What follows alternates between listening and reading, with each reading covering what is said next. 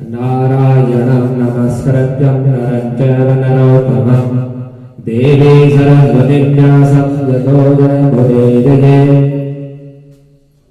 गौरांगं रसमयं नित्यं रसाचं रसोत्तमोत्तमं श्रीरामहर्षणदेवाख्यां सुहृदं प्रणमाम्यहं। जय जय श्रीराधा रमणं जय जय नवलकिशोर।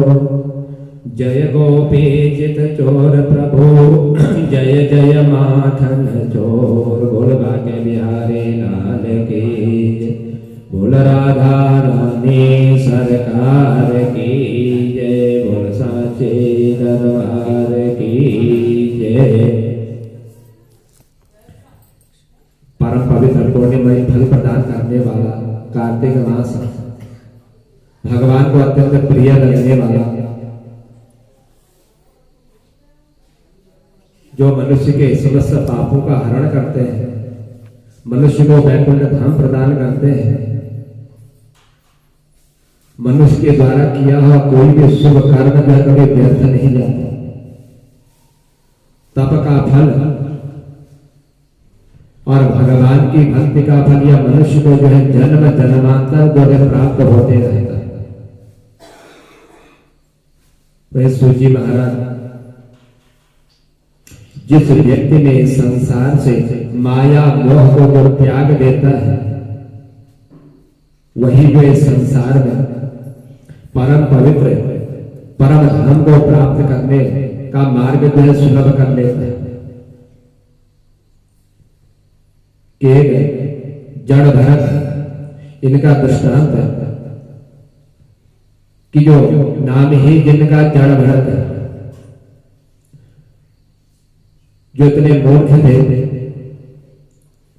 कि इनको कुछ आता तक नहीं था, और इन्होंने अपना भेष ही ऐसा बना लिया था कि जो भी इनको देखता वह इनसे जो है दूर हो जाता, इनके निकट कोई आने नहीं लगता। इसलिए इन्होंने अपने मन में एक ही बात का निश्चय किया हुआ था कि यह संसार जो है मनुष्य को भ्रमित करने वाला है, यह संसार जो है मनुष्य को पाप की ओर ले जाने वाला है। यदि संसार से बचना है तो एक ही उपाय है कि भगवान के चरणों में प्रेम करते हुए पागल का रूप धारण कर लो, तो वही जो है संसार के भवसागर को पार करने वाला है। क्योंकि जब तक संसार में इन संसारियों का संग रहेगा, तब तक जो है कोई भी शुभ कार्य नहीं हो सकता, कोई भी कर्म जो है सिद्ध नहीं हो सकता। तब तक जो है यह दुनिया पीछे पड़ते रहेगी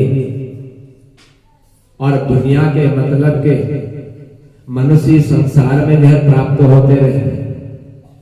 यदि भगवान ने भक्ति कर ली, सत्संगियों का संग कर लिया, तो संसार स्वयं ही छूट जाएगा, दुनिया वाले स्वयं ही छूट जाएंगे। क्योंकि संसार जो है स्वार्थी, और स्वार्थी होने के साथ साथ मनुष्य को ऐसे ऐसे पाप मार्ग की ओर लेकर के जाते हैं कि जहां से उस व्यक्ति का उद्धार नहीं हो सकता। कि एक बार एक बालक घर छोड़ करके एक महात्मा की शरण में पहुंचा, महात्मा को दंडवत प्रणाम किया और प्रणाम करते हुए कहने लगा कि महाराज, आप मुझे जो है अपना शिष्य बना दीजिए और मैं आपका शिष्य बनना चाहता हूं। जब वह घर से निकला, संत के समीप पहुंचा शिष्य बनने के लिए, इधर घर वालों को पता चला कि हमारा बेटा घर से निकल करके फलाने स्थान पर जो है एक साधु के समीप गया हुआ है और वहां पर वो भी जो संत बना बैठा हुआ है। दीक्षा लेकर के साधु महाराज ने उसको भी संत बना दिया और घर वाले सब पहुंच गए जहां पर उनका पुत्र साधु की संगति में गया हुआ था। और ये सब जाकर के महात्मा से कहने लगे कि हे महाराज, कि हे संत जी, ये जो आपके सामने बैठा हुआ है हमारा पुत्र है, और यही जो है 4 भाइयों में सबसे छोटा है। सो कृपया करके इसे आप हमको लौटा दीजिए, हम इसको लेने के लिए आए हो, हम इसे घर लेकर के जाना चाहते हैं। तो उसके गुरु ने अपने उस शिष्य को बुलाया, कहा कि हे पुत्र, तेरे परिवार वाले इतना तेरे से प्रेम करते हैं और तू जो है घर छोड़ करके आ गया, इसलिए चले जा इनके साथ अपने घर, ये तुझे बुलाने के लिए आए हुए। उनके शिष्य कहने लगा कि हे गुरु जी, हम जो है आपके शरण में आए हुए हैं, इसलिए अब आप हमको मत छोड़िए, क्योंकि मैं इसीलिए घर छोड़ के आया हूं कि आपके शरण पाऊंगा और संसार के भवसागर से पार हो जाओ। तो वह संत उसके गुरु कहने लगे, तुम चाहे यहां रहो या अपने घर में रहो, करना तो तुमको भजन ही है। हमने तुम्हें दीक्षा दे दी, मंत्र दे दिया, तुमको वेश दे दिया साधु संत का, अब तुम घर भर ही जा करके भजन कर लेना, क्योंकि भगवान के भक्ति करने के लिए कोई स्थान नहीं होता। जहां आसन लगा लो, जहां बैठ लो, वहीं भगवान की भक्ति हो जाती है। शिष्य कहने लगा, स्वयं गुरुदेव जैसी आपकी आज्ञा हो, क्योंकि आप मेरे गुरु हैं, मैं आपका शिष्य हूं।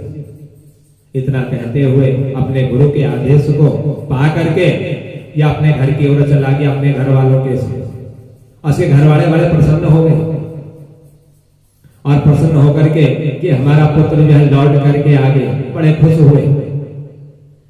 अब घर में आकर के इन्होंने अपना नियम शुरू कर दिया, क्योंकि दीक्षा ले रखी थी, साधु का वेश बनाया हुआ था, भगवान का ध्यान करते थे। गुरु ने कहा था कि यह काम घर में भी हो सकता है। नित्य प्रति सुबह 4 बजे उठना, जाग जाना, नहा धो करके भजन में बैठ जाना, 12 बजे तक भगवान का जप करना, और फिर भोजन का समय हो गया, मिल गया तो पा लिया, नहीं मिला तो थोड़ी देर आराम किया, और आराम करने के बाद फिर जो है भजन में बैठ गए। 2-4 दिन तक कोई इससे कुछ बोला नहीं, घर वाला किसी ने कुछ कहा तक नहीं इसे, क्योंकि बड़ी मुश्किल से साधु के संग से लेकर के आए हुए थे। सोचा कि यदि कुछ बोलते हैं कहीं फिर घर से ना निकल जाए। जब 1 महीना व्यतीत हो गया तो उनका बड़ा भाई अपने छोटे भाई से कहने लगा कि हे भैया, हम तुम्हें इसलिए लाए थे क्या घर पे कि सुबह से शाम तक का माला लेकर के भजन नहीं करते रहोगे, कि घर में कितना काम पड़ा हुआ है, खेतों में कितना काम पड़ा हुआ है, घर के सारे व्यक्ति जो है काम में मस्त है, और तुम्हें देखते हैं सुबह से शाम तक माला लेकर के जपते रहते हो।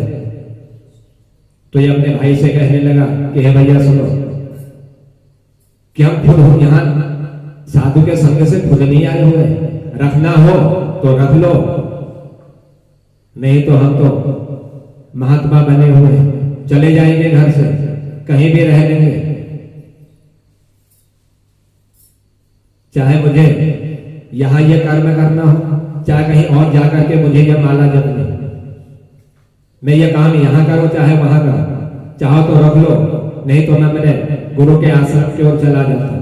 घर वाले बोले कि अच्छा ठीक है, तुम्हें भजन ही करना है तो बाबा के पास ही चले जाओ, क्योंकि तुम्हारे हमारे घर में कोई जरूरत नहीं है। तभी अपने मन में बालक सोचने लगा कि जब बोझ लगने लगा, मैं घर का काम नहीं कर रहा हूं, वो बोझ लग रहा तो घर से मुझे अपने आप ही निकाल दिया, और जब मैं स्वयं गया हुआ था तो पहुंच गए वहीं पर मुझे लेने के लिए, और आज मुझे स्वयं घर से लगा रहे। यह संसार जो है इसी तरह का, जब बोझ लगने लग जाता है तो घर से निकाल देते हैं। तो इनका नाम था, इस बालक का नाम जड़ भरत, ये जड़ भरत के नाम से विख्यात हुआ। तो जड़ भरत जी को लगा कि दुनिया में सब मतलब के ही लोग रहते हैं, और इसी मतलब के लिए दुनिया जो है पीछे पड़ी हुई है, बचपन से ही अपने को पागल सिद्ध कर रूप ही ऐसा बना दिया। और ज्ञान इनके पास इतना था, भगवान की इतनी भक्ति करते थे कि इनके पागलों के जैसे व्यवहार को जानबूझ करके इन्होंने किया हुआ था। ताकि लोग मेरे समीप ना आए, मेरे से कोई बात ना करें, क्योंकि संसार जो है, इस संसार में रहने वाले जितने भी मनुष्य हैं यह सब स्वार्थ के लिए। और जब इन्होंने अपना रूप ऐसा बनाया तो इस रूप को देख करके लोगों ने इसका नाम जो है जड़ भरत ही रख दिया। जो बिल्कुल मूर्ख है ऐसा इसका जो है नाम रख दिया। आयु बढ़ती गई तो गांव वालों ने सोचा, जो भी देखता कि कौन इससे विवाह करेगा। माता पिता स्वर्ग सिधार गए और भाई को पागल समझ करके कोई कुछ बोला तक नहीं। और इनके बाकी जो भाई थे, इनकी भाभियां भी जो है इससे जलन करने लगे। भाइयों ने यह समझाया कि अब बिल्कुल जो है पागल हो चुका है और इसको घर में नहीं रखना है, कोई इसे विवाह तक नहीं करने वाला है। तो सबने मिल करके खेत में उसके लिए कुटिया बना और वहीं पर यह रहने लगे। तो भरत जी को लगा कि भगवान की बड़ी कृपा हो, कि भगवान की अद्भुत माया है, हमें संसार के प्रपंच से ही दूर होगी। इन्होंने स्वयं ही हमको दूर कर दिया। अब यहाँ पर जो है इस देह यात्रा के लिए कोई न कोई तो आकर के मुझे भोजन अवश्य ही दे देगा, भोजन तो मुझे प्राप्त हो ही जाएगा। तो जब ये खेत में कुटिया में रह रहे थे, रात्रि का समय था। रात्रि के समय में एक दिन डकैतों के सरदार ने मां भद्रकाली से कहा कि हे भद्रकाली, कि हे मातेश्वरी, मुझे एक बेटा दे दो और यदि तुमने मुझे पुत्र दे दिया तो मैं एक नर की बलि जो है तुम्हारे वहां चढ़ाऊंगा, मुझे संतान की प्राप्ति कर दो। भद्रकाली प्रसन्न हुई और प्रसन्न होकर के आशीर्वाद दे दिया कि तेरी मनोकामना पूर्ण होगी। कुछ समय व्यतीत हुआ, इसका एक पुत्र हो गया सरदार। सरदार जी बड़े खुश हुए, बोले अपने सेवकों से कि जाओ जा करके किसी को पकड़ करके ले आओ, मैंने वचन दिया है भद्रकाली को पुत्र होगा तो नर बलि दूंगा। अब वो समय निकट आ गया है। तो जब ये सरदार के अनुचर जब गए नरबली देने के लिए, ढूंढने के लिए, तो डकैतों को अपनी ओर से जब इनको कोई दिखाई नहीं दिया, कहीं पर भी मार्ग में कोई नहीं दिखाई दे रहा था कि जिसको पकड़ करके ले जाए सरदार के पास और वह जब भद्रकाली के मंदिर में जा करके उसकी बलि दे दी। तो खेतों पर पड़े हुए महाराज जो जड़ भरत जी ने जो कुटिया बनाकर रह रहे थे वहां पहुंच गए। सोचा कि इसी को लेकर के चलते हैं, उसको पकड़ करके ले गए और इन्होंने भी कोई विरोध नहीं किया, कुछ कहानी उनसे, क्योंकि भेष ही ऐसा बनाया हुआ था कि ये भी मुझे जो पागल सिद्ध करके तो छोड़ देंगे, उन्हीं के साथ चले गए। जब यह डकैत लोग भद्रकाली के मंदिर में उसको लेकर के गए, पहले इन्होंने जो है बड़े सुंदर ढंग से इनको स्नान कराया, क्योंकि वेशभूषा ही ऐसी बना रखी थी, ऐसा लग रहा था कि न जाने कितने जन्मों से स्नान नहीं किया हुआ है। सबने इनको जो है स्नान कराया, स्नान करा करके सुंदर वस्त्र आभूषण इनको पहनाए और फिर जो है अनेक प्रकार के सुंदर सुंदर भोजन इनको करवाया। और जब भोजन करवाया फिर मंदिर में ले जाकर के बोले कि हे बाबा, कि हे साधु, अब तुम जो है यहाँ पर इस मंदिर में भद्रकाली को दंडवत प्रणाम करो। उनकी आज्ञा से इन्होंने भद्रकाली को दंडवत प्रणाम करने लगे। तभी डकैत ने तलवार निकाली और जो ही यह प्रणाम कर रहा था, तलवार निकालते ही उस पर वार करने के लिए तैयार हो गया, गर्दन काटने के लिए। जड़ भरत जी बोले कि ये क्या दिखा रहे हो, ये तलवार क्यों दिखा रहे हो मेरे को? सरदार कहने लगा कि जिस तरह से तुमने जो है अभी तक हर वस्तु स्वीकार की हुई है, तुमको पकड़ करके लाया, तुमने विरोध नहीं किया, स्नान कराया तो विरोध नहीं किया, अच्छे अच्छे वस्त्र पहना तो विरोध नहीं किया, खाने को बढ़िया से बढ़िया तुमको चीज खिलाई तो विरोध नहीं किया, तो अब भी विरोध मत करो। अब क्यों विरोध कर रहे हो? जब उन चीजों को तुमने पा लिया, मुफ्त में, और अब जो है इस तलवार को देख करके विरोध कर रहे हो। अब जैसे आपने उनके आनंद को स्वीकार किया हुआ है, ऐसे ही जो है इसके आनंद को भी स्वीकार करो। जड़ भरत जी कहने लगे कि हे भगवान, ये दुनिया बड़ी विचित्र है, पहले खिलाती है, उसके बाद मारने को आती है। जड़ भरत जी ने सोचा चलो जैसे भगवान की इच्छा, जैसे उनको स्वीकार हो, जीवित रखना होगा तो उनकी इच्छा, मारना होगा उनकी इच्छा। शरीर मिला है, मरना एक दिन तो जरूर है, और मर गए तो जन्म लेना भी एक दिन जरूरी है। यह जड़ भरत जी जो ब्रह्म ज्ञानी थे, ब्रह्म का ज्ञान था, और जो सच्चे ब्रह्म ज्ञानी होते हैं उनको किसी प्रकार इस अपने शरीर का कोई प्रपंच नहीं रहता कि शरीर मेरा है या कुछ भी नहीं रहता। सोचते हैं कि यह जो शरीर हमको मिला है या एक धर्मशाला है, आज हम हैं कल कोई दूसरा आएगा। तो जीवन मुक्तों का शरीर तो प्रारब्ध के अनुसार ही चलता है, जैसा कर्मों में लिखा होता है वही कर्मों का फल जो धीरे धीरे मनुष्य को भोगना पड़ता है। जो ही भद्रकाली के चरणों में इन्होंने सिर झुका करके बैठे, कोई भय नहीं रहा। तलवार पहले देख ली कि मेरी गर्दन काटने के लिए, मुझे मारने के लिए यहां लाए हो, सब भय छोड़ दिया, कोई आतंक नहीं है। भद्रकाली ने दृष्टि डाली जड़ भरत पे, विचार किया भद्रकाली ने, ब्रह्म ज्ञानी चरणों में सिर झुका करके बैठा हुआ है, और ये अज्ञानी लोग जो है इस ब्रह्म ज्ञानी का जो बलिदान किए जा रहे हैं, इसको मारने जा रहे हैं। सरदार ने जो ही तलवार का प्रहार किया तो तलवार का प्रहार करते ही जो है भद्रकाली प्रकट हो गई, तलवार छीन ली। जितने डकैत वहां पर जड़ भरत जी को मारने के लिए आए थे, सबकी गर्दन भद्रकाली ने उन्हीं की तलवार से काट करके अलग कर दिया। सारे डकैत समाप्त हो गए, मृत्यु को प्राप्त हो गए। जड़ भरत जी ने जब प्रणाम कर रहे थे, सिर उठा करके दृष्टि डाली तो देखा कि उस मंदिर का जो वातावरण पहले था वह सारा वातावरण जो है बदल चुका था। समझ गए कि मां भद्रकाली ने हमें काल के गाल से निकाल दिया है। इसलिए संसार में जो भगवान की भक्ति करता है वही परम श्रेष्ठ है। मारने वाले से बचाने वाला सबसे बलवान होता। अब यह स्वतंत्रता पूर्वक विचरण करने लगे, लेकिन फिर भी घर लौट कर नहीं गए। पर एक दिन एक सिंधु सौवीर देश का एक राजा था, उस राजा का नाम था रहुगण।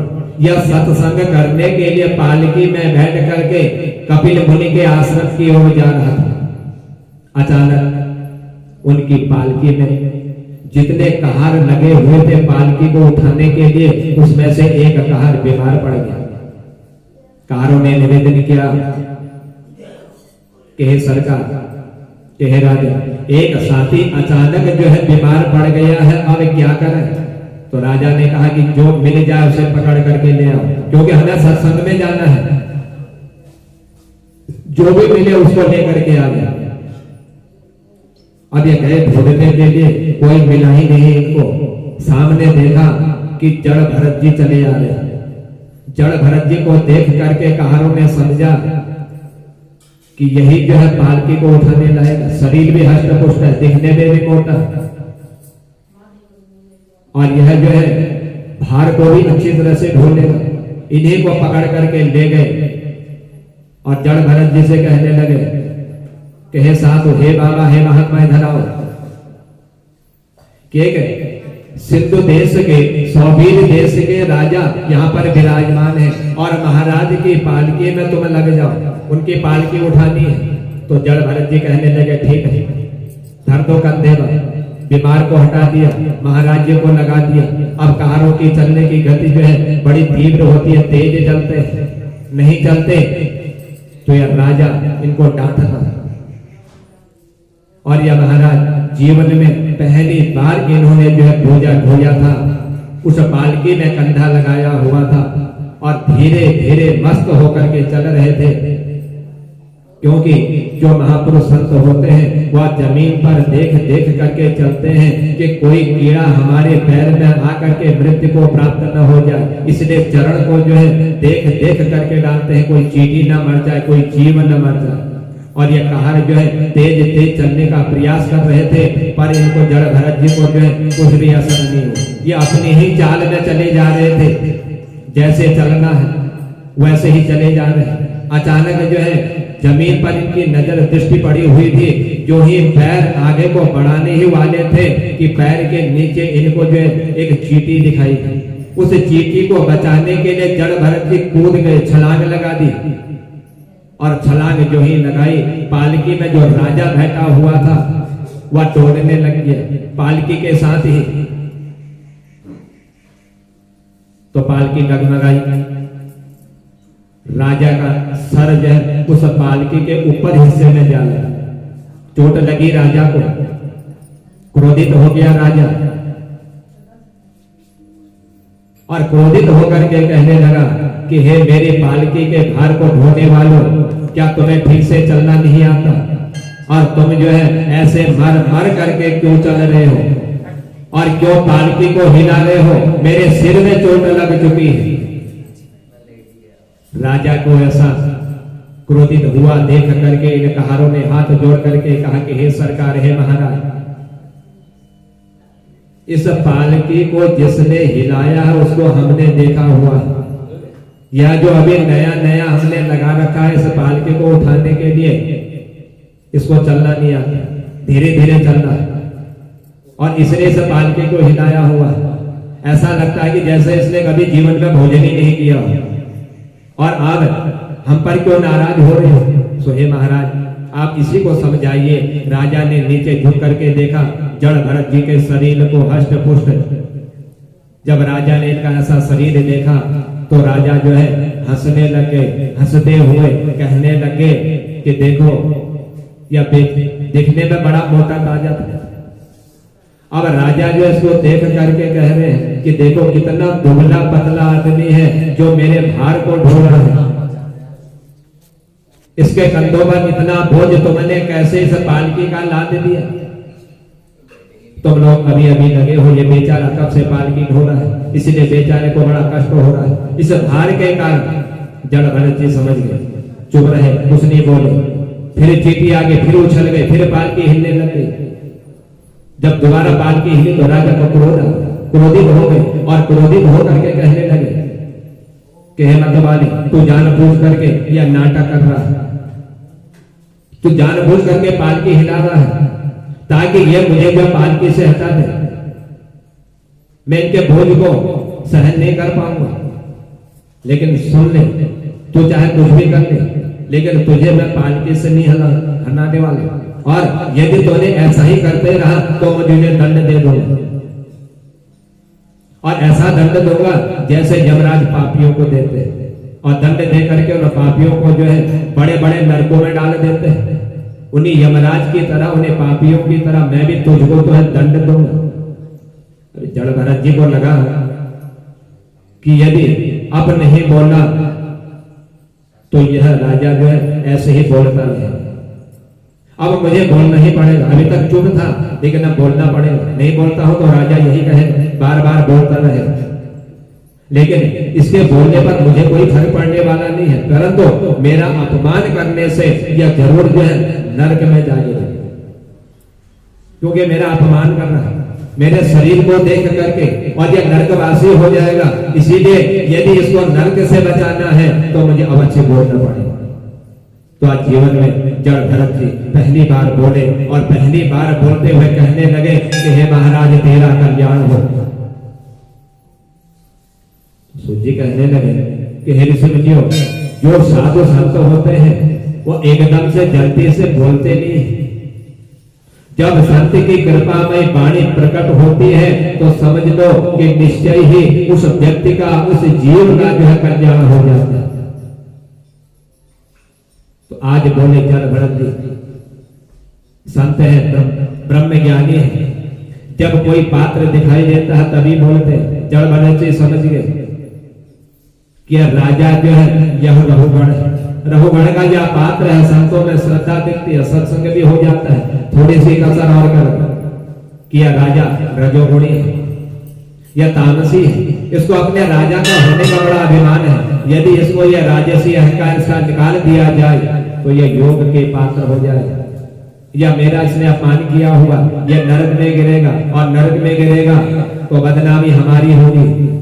संतों ने नित्य श्रद्धा रखने वाला, सत्संग सुनने वाला आज जो है नरकगामी हो गया, नरक में चला गया। जो संतों के संग रहता था, संतों की वाणी का श्रवण करता था, इसीलिए आज जो है जड़ भरत जी को बोलना पड़ा। इसीलिए बोले कि अनजाने में भी सही आगे किसके भार को तो मैंने अपने कंधे पर लिया हुआ है, और संत जिसका भार अपने कंधे पर ले लेते हैं तो संसार में उसका कल्याण हो जाता है।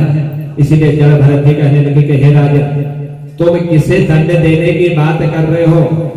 तुम मुझे क्या दंड दोगे? क्योंकि ना तो मैं पतला हूं, ना मैं मोटा हूं, ना पैदा होता हूं, ना मरता हूं। मैं मोटा भी नहीं, पतला भी नहीं। पैदा होना और मरना ये सब जो है इस शरीर के धर्म और कर्मों के कारण होता है। जैसे जैसे कर्म, जैसा धर्म मनुष्य करता है, उन्हीं कर्म और धर्मों के अनुसार जो है उसको दंड मिलता है। मुझ आत्मा में ये कोई द्वंद घटित नहीं है। मैं ऐसा कोई कर्म नहीं करता हूं, मैं तो भगवान की भक्ति करता हूं। जो शरीर के द्वारा क्रियाएं होती है वह देह में होती है। आत्मा थोड़ी, कष्ट आत्मा को अवश्य होता है। जड़ भरत जी के वचनों को सुन करके राहुगण बड़ा आश्चर्यचकित हो गया, सोचने लगा कि जिस व्यक्ति को मैं पागल समझ रहा था, और आज वही मुझे जो है एक सिद्ध महात्मा की तरह नजर आ रहे हैं। ये जो बोल रहे हैं, इनके उस बोलने की वाणी में एक सुंदर वेदों की झलक दिखाई दे रही है। राजा ने पुनः गौर से देखा, जड़ भरत जी के कंधे पर एक मोटा सा यज्ञोपवीत जनेऊ पड़ा हुआ। देखा, पालकी से नीचे कूद गए। नीचे कूद गए रहुगण ने सीधे जड़ भरत जी के चरणों को साष्टांग प्रणाम की, दंडवत प्रणाम करने लगे। जो जड़ भरत को उल्टी सीधी बात कर रहे थे, आज उनके गले में यज्ञोपवीत देख करके नीचे उतर करके उनको दंडवत प्रणाम करने लगे। रावण ने पूछा, महाराज आप कौन हो? आप अपने आप को इतना गुप्त रूप से छुपा करके विचरण क्यों कर रहे हो? आज अपना परिचय क्यों नहीं बता रहे?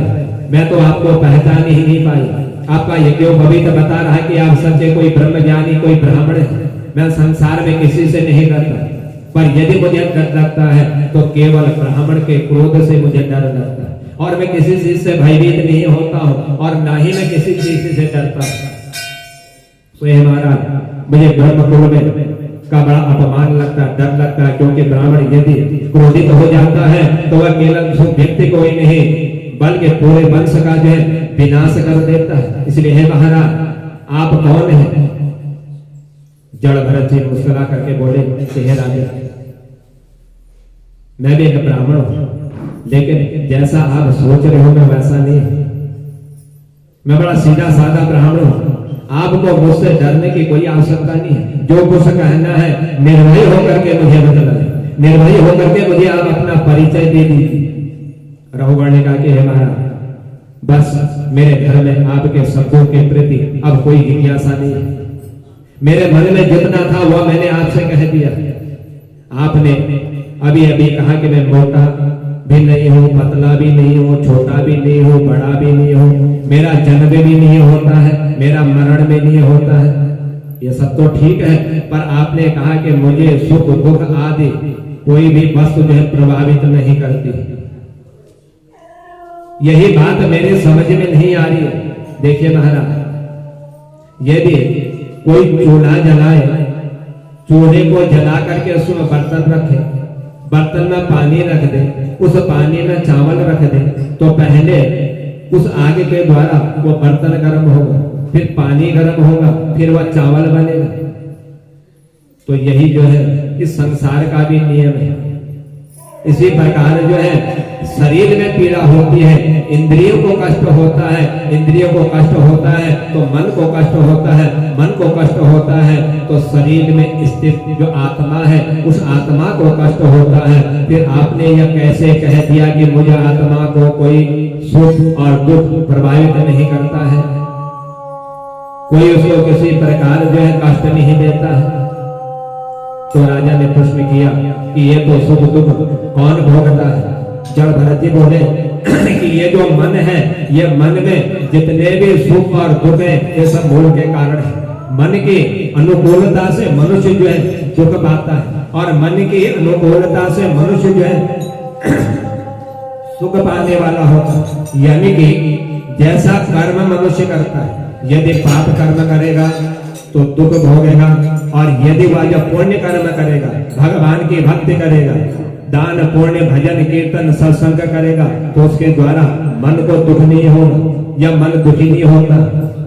तो इसलिए कि हे राजन, तुम जो है मुझे देख करके इस प्रकार से किसी प्रकार का कोई अपने मन में कोई विचार मत कीजिए। यह संसार जो है बड़ा भयंकर एक जंगल की तरह है, और इस जंगल में कोई सदगुरु ही हमें जो है उससे बाहर निकाल सकता है। जो ब्रह्म ज्ञानी हो, जिसको ब्रह्म का ज्ञान मालूम हो, वही जो है उस मनुष्य को इस पाप से जो है मुक्त कर सकता है। और इसीलिए अब कोई भी हो, आप जो है इस प्रकार अपने मन में जो भी सोच रहे हो, यह सब आप जो है छोड़ दीजिए।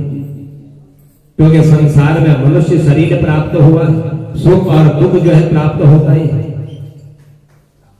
सुख के लिए भगवत भक्ति, सत्संग, कीर्तन, ये कर्म सुख देने वाले हैं, और पाप कर्म जो पाप बुद्धि करवाती है, उन पाप कर्मों के द्वारा शरीर को दुख प्राप्त होता है।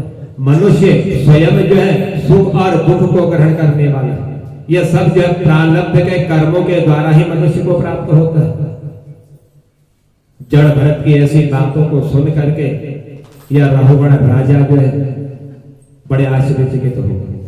विचार किया, सोचा कि जिसको हम मूर्ख समझ रहे थे, जिसको पागल समझ रहे थे, जिसके साथ मैंने ऐसी बात करी, जिसको मैंने भला बुरा न जाने क्या कह दिया, और वही ब्रह्म ज्ञानी हो करके मुझे उपदेश दे रहा है। एक तो पहले ही जड़ भरत जी ने इसका कल्याण कर दिया था, जब पालकी में लग करके इसके भार को ढो रहे थे, और उस समय भी जब ये उनका अपमान कर रहा था, तो तुरंत समझ गए जड़ भरत जी कि यदि इसका कल्याण करना है, इसको नरक से बचाना है, तो अब मुझे इसको कुछ न कुछ उपदेश अवश्य देना होगा, जिससे के द्वारा इसका कल्याण हो गया। राहुगण का कल्याण हो गया, इतना सब बतला करके चरणों में गिर करके कहने लगा, महाराज आपके वचन सचमुच जो है औषधि के समान है, अमृत के समान है। जड़ भरत जी कहने लगे कि हे राजन, तपस्या चाहे कितनी बार कर लो, चाहे कितने बड़े बड़े यज्ञ कर लो, चाहे कितने सत्संग सुन लो, जब तक इन महापुरुषों की चरण रज से अभिषेक नहीं करोगे, तब तक जो है कल्याण होने वाला नहीं है। कितने ही दान पुण्य यज्ञ, भगवान की पूजा, भजन कीर्तन सत्संग कर लो, कुछ भी मिलने वाला नहीं है। ये तो तभी प्राप्त होगा जब सच्चे मन से किसी सद्गुरु के चरणों का आश्रय ले लो, किसी भगवान की सच्चे मन से यदि आराधना करने लग जाओगे, तो तभी जो है उस मनुष्य का कल्याण होगा, और वही जो है इस पाप के नरक से बचा सकता है। और कोई भी ऐसा नहीं है कि जो इस पाप के नरक से तुमको बचा सके।